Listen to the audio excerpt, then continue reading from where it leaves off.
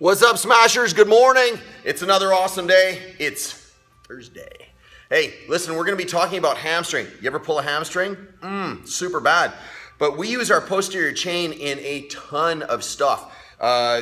Pretty much you name it, and we use it. Now as a CrossFitter, you use your posterior chain even more. But what happens is when the hamstrings get loaded up and they start yanking on that ischial tuberosity, so that's that big piece of rough patch of bone, the sit bone, that we slip and fall on, not the tailbone. It's just to the right, just to the left. But it's that big piece of bone that the hamstring attaches to, and it starts to torque on the pelvis, and it drags the back of that pelvis down, and it locks up the low back. It screws up the high hamstring, and there's lots and lots of ways to mobilize that lower hamstring, that portion, the distal portion, the portion by the knee, and kind of in the middle of the belly. But there's not a lot of stuff to hit that high hamstring, and when you pull it, I'm going to give you advice. You pull your hamstring, wait 2 days. After 2 days, do all this stuff. So, what is it? Wait 2 days, wait a little bit, hammer out this stuff. So I'm going to show you how to unglue that high hamstring. It's right at that sit bone. It's right at that high-priced area, right in your butt. So, hey, listen, understand, you got to get in there with a lacrosse ball. It's going to friggin' hurt, but it works. And then I'm going to show you how to peel that tissue away and lengthen that tissue so they equal out, because a lot of people have an imbalance in the hamstrings. One side is tighter than the other, which shifts that pelvis, loads up the SI joints with some shear, and then you get low back pain, SI joint pain, high hamstring pain, knee pain. I mean, the list is endless. Your squats are just abysmal. You got one knee that caves in. You squat like you're doing a little stripper shake. It's just garbage. So we're going to fix it all. And then I'm going to show you how to strengthen all that stuff up. What do you say we get to work? So the way the hamstring works is there's 4 parts to it. We have, you can't see, but I'm flat-footed right now. You can't see it, but, you can't see it. I should probably just take the camera so you can see. But the 4 parts, we have the long head and the short head of the biceps femoris. Then we have the semimembranosus and the semitendinosus.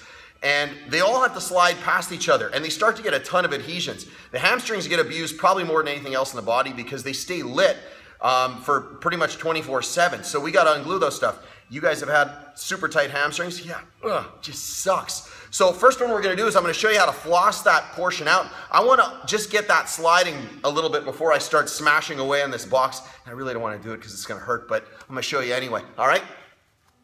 So first thing you do, and I probably shouldn't have done a ton of back squats before I did this, but hey, it is what it is. So you're going to step inside. You're going to load this band up.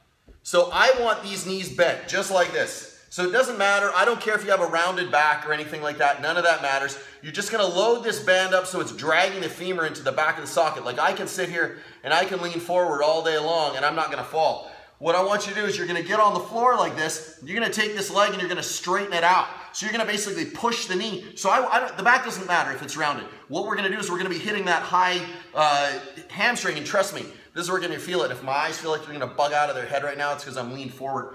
So you're going to do this, and all you're going to do is straighten it out. Oh, that's just grisly. And all you're going to do is you're going to keep on doing this, and if you have to, load it up even more. And then just floss this out.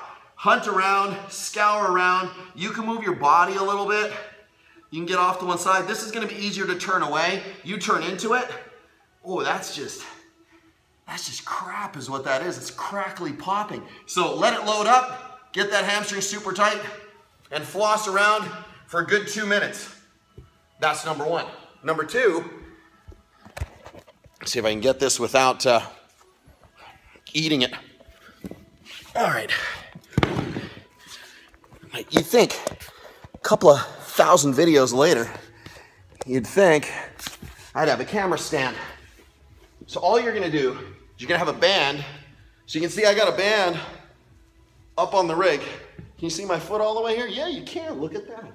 You're just going to take, this is a light band, okay? You're just going to take your foot, put it inside the band. You're going to point your toe. So if you can see my toe, you're going to point your toe, and all you're going to do is keep your glutes squeezed and your quads squeezed. Hang on to the rig if you need to. All the way up, all the way down. You're just going to hang out and do this, honestly, for about a minute. And if this is too much, bend the knee, but you shouldn't have to bend that knee. Keep it locked out, point those toes, lock out this quad, and then just touch that heel to the ground, all the way up, all the way down. This band is going to provide a ton of tension, and you got to keep the quads and the glutes engaged the entire time you're doing this. And do this for about a minute each side, all right? That's number 2. Oh, some of this stuff is just abysmal. We still haven't gotten to the fun one yet. Let me bring this over here. See if I can do this without falling. Listen, if I tell you right now, my legs are pretty smoked. My legs are pretty smoked. Trust me.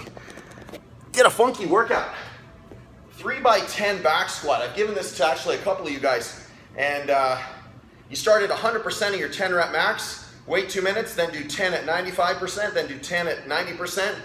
Oh, it makes you just want to throw up. So what you're going to do is you're going to bring your foot into the band. Okay, now I can stand like this. It should be a band that's not going to catapult you into the ceiling. Although if you do that, 2 people need to see that. 1, Johnny Knoxville, and 2, SmashweRx, Trev. Okay, hang on to the rig. You're going to let the leg come up as high as it can.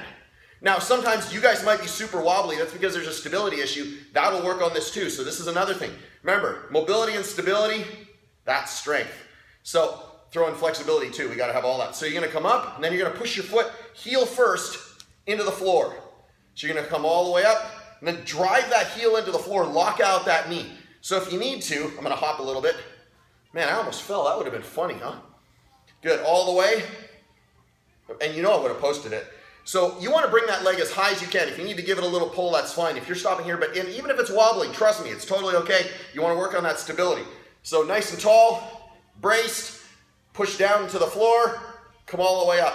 Down into the floor, all the way up. You're going to do that, I do 20 times a side. All right, now comes the yucky one. This is one I kind of don't want to do because it's going to hurt. You can tell I've been saving it till the last. So let me move the box a little bit so you can actually see what the shiz is going on. So you're going to take a peanut. You can use a lacrosse ball.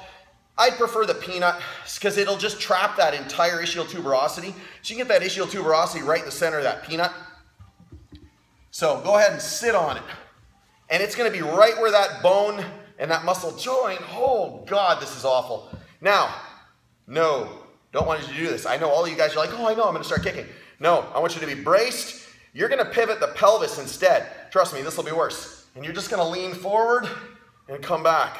Lean forward and come back. And now it's not this, because that's going to round out your spine. You're not moving the pelvis. I want you locked out and keep that weight pressed on that.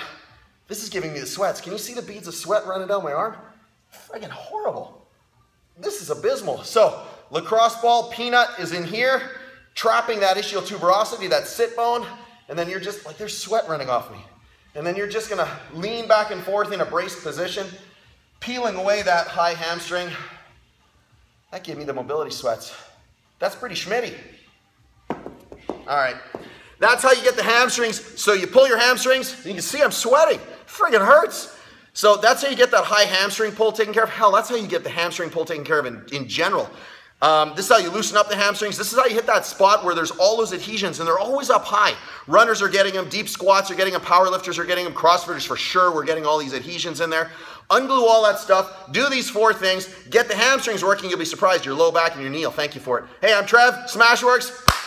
Have an awesome Thursday, I'll see you tomorrow.